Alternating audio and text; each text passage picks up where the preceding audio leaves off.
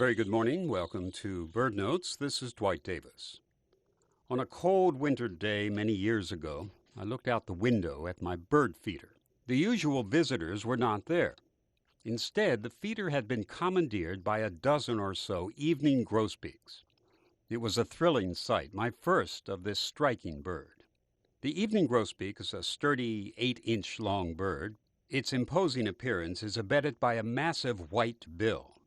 The male is unmistakable. Yellow feathers on the body, becoming more brownish toward the head, black tail and black wings with bright white patches on the wings, and a bright yellow stripe over the eye. It's a very handsome bird indeed. Females are duller, but with enough of the male pattern to be recognizable. What makes seeing this bird so exciting beyond its impressive appearance is the fact that it is not a regular visitor to this area. The evening grosbeak lives among the evergreen forests of the northwest U.S. and Canada.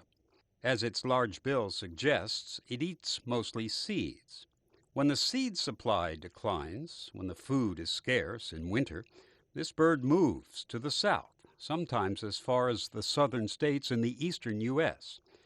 It is during these eruptions that we are treated to their appearance at bird feeders. They're especially fond of sunflower seeds, dispatching the shells easily and quickly with their oversized bills. It is thought by some that the abundance of bird feeders with sunflower seeds in the U.S. has helped extend the range of the evening grosbeak. If you have an older bird book or field guide, you may notice that the evening grosbeak is the only bird in its genus, given the scientific name Hesperophona vespertina, which means approximately evening singer. This from the mistaken belief that it sings mostly in the evening, which it doesn't. Actually, its chirping calls can be heard pretty much any time of day. However, in the past few years, the bird has been given a new genus name, the reclassification apparently based on DNA analysis. It is now identified as Cocothrastus vespertinus. Cocothrastus meaning kernel cracker, perfectly appropriate considering their heavy, powerful seed-cracking bills. In this same genus is the European hawfinch. The relationship is obvious. One only has to look at the very similar beaks. But if the scientific name of the evening grosbeak is relatively new, the hawfinch connection is not.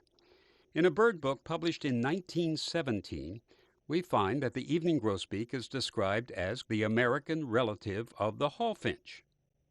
So, as they say, what's old is new again. According to recent surveys, the evening grosbeak populations appear to be declining.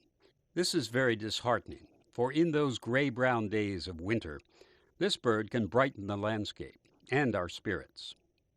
Which leads to one final thought.